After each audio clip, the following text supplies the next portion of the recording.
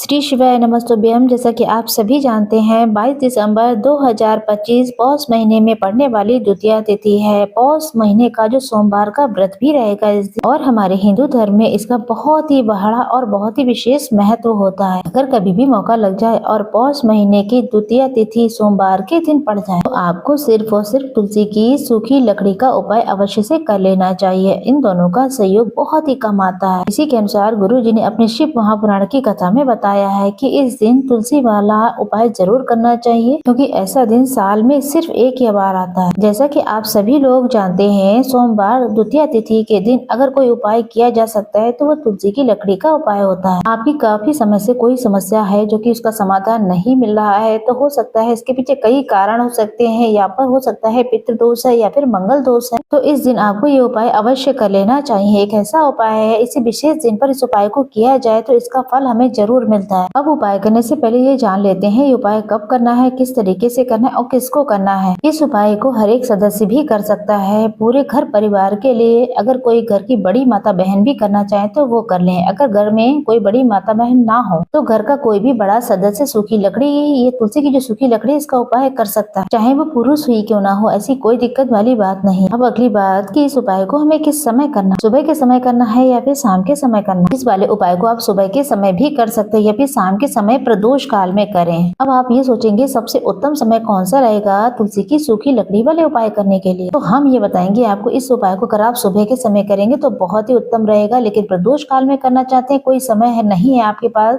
तो कोई दिक्कत नहीं, शाम को भी आप कर सकते हैं। जैसे कि स्कंद पुराण में लिखा है, भगवान को जो सबसे प्रिय महीना है वो पौष का महीना है, और पौष के महीने में तुलसी के उपाय आपके भाग्य को रातों रात चमका देते हैं। जैसा कि आपको पता है, जब भी हम हरि विष्णु को भोग लगाते हैं तो उसमें तुलसी दल जरूर से रखते हैं। एक पत्ता रखेंगे, लेकिन रखेंगे जरूर, क्योंकि बिना तुलसी दल के श्री हरि विष्णु कोई भी भोग को स्वीकार नहीं करते हैं। पौष के महीने में तुलसी का पूजन करने से व्यक्ति को सौभाग्य की प्राप्ति होती है, उसके घर में कभी भी निर्धनता नहीं आती है। आप देखेंगे सबसे पहले आपको पौष के महीने में हरा भरा तुलसी का पौधा लगाना चाहिए। अगर पहले से ही आपके घर में तुलसी का पौधा है तो बहुत ही उत्तम है, अगर नहीं है तो पौष के महीने में आपको तुलसी जी का पौधा जरूर से लेकर के आए। सबसे श्रेष्ठ महीना है, तुलसी के पौधे को इस महीने में अपने घर पर लाकर लगाएं। आपके घर में कभी भी तुलसी का पौधा पहले ही सूख गया है या पौष के महीने में सूख गया तो एक उपाय से कर लें तो आप रातों रात इससे धनी हो सकते हैं। देखिए, अगर आपके घर में तुलसी जी का सूखा पौधा है तो इसमें आपको हरे भरे पौधे से उपाय नहीं करने, जो सूखा पौधा है उसी से इसको उपाय को आप करेंगे। अगर तुलसी जी का पौधा सूख गया है तो उसे आप ले लें और उसमें छोटी छोटी टहनियां ले लें, गिन करके 7 लेनी है आपको, 7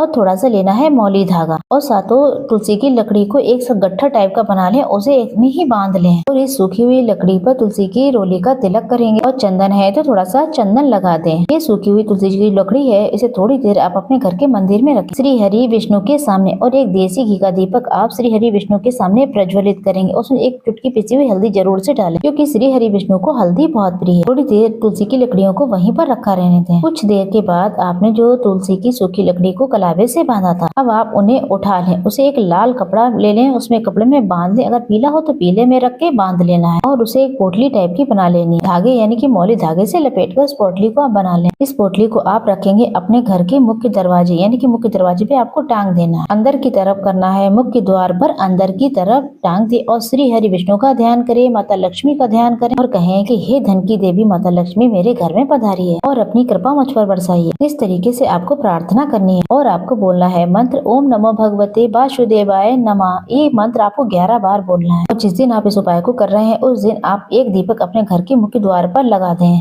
और दीपक होगा 4 बाती का, उसमें थोड़ी सी हल्दी जरूर डालें, और ये दीपक जो है द्वार पर लगाना है सीधे हाथ की तरफ, दरवाजे के बाहर। आप देखेंगे किस तरीके से आपकी स्थिति सुधरती है, किस तरीके से आपके हर काम में बरकत होती है। ये वही उपाय है जो रातों रात आपके भाग्य को चमकाएगा और आपको महाधनी बनाएगा। पौष के महीने में अगर कोई जूते चप्पल का दान कर देता तो मान लीजिए उस व्यक्ति को हर सारी चीजें वो मिलती हैं जिसकी उसके अंदर चाहत होती है। अगर आपने कुछ ऐसा सोचा है कि हे प्रभु हमें ऐसी चीज मिल जाए, ये मेरी इच्छा पूरी हो जाए, कोई अधूरी इच्छा है, तो पौष महीने में एक व्यक्ति को दान करें, जूते चप्पल का दान जरूर करें। फिर आप देखेंगे किस तरीके से आपका भाग्य साथ देता है, जिस वजह से आप अपने जीवन में बहुत आगे जाएंगे। अब यहाँ पर हम बात करेंगे अपने दूसरे विशेष उपाय के बारे में। ये उपाय भी आपको तुलसी जी के पौधे के पास करना है। आपके भाग्य को उदय करने के लिए आपके घर में कोई भी धन संबंधी परेशानी है, कर्ज की समस्या दिन प्रतिदिन बढ़ती जा रही है, खत्म ही नहीं हो रही, बहुत परेशानी है, तो आपको ये उपाय करना चाहिए। मात्र तांबे के लोटे में ही जल ले लेना है। उस जल के लोटे में आपको 1 चुटकी हल्दी लगा देनी है। साथ में लेना है 1 कमल। ये उपाय पौष के महीने में द्वितीया तिथि यानी कि सोमवार को ही करना। अगर आपको लगता है आपके जीवन में अष्टलक्ष्मी का वास नहीं, तो आप ही शनिवार और सोमवार दोनों दिन इस उपाय को कर सकते हैं। जिस जल के पात्र में आपने हल्दी डाली है, कमल गट्टा डाला है, अब आपको तुलसी जी के पौधे के पास जाना है। जब आप हल्दी डालेंगे उस पात्र में, तब आप ओम नमः भगवते वासुदेवाय का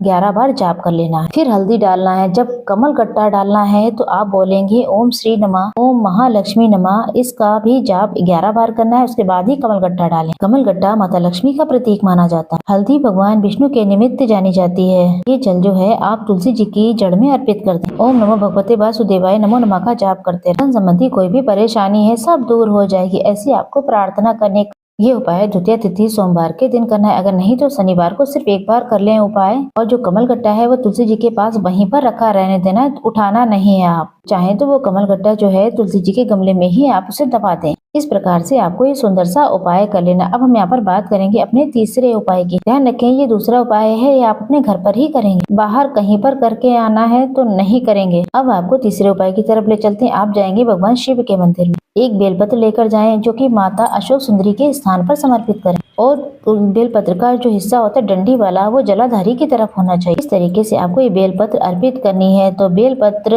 अर्पित करें तो आपको कुंदकेश्वर महादेव का नाम लेना, और जो चावल के दाने लेकर जाएंगे वो महादेव की शिवलिंग पर समर्पित करने। अंत में 1 लोटा जल धीरे धीरे पतली धार से बाबा का स्मरण करते हुए पूरी तरीके से समर्पित कर देना है। ओम नमः शिवाय का जाप करते रहें। ये सिर्फ और सिर्फ सोमवार द्वितीया तिथि के दिन उपाय किया जाता है। ये उपाय बहुत ही ज्यादा प्रभावशाली है।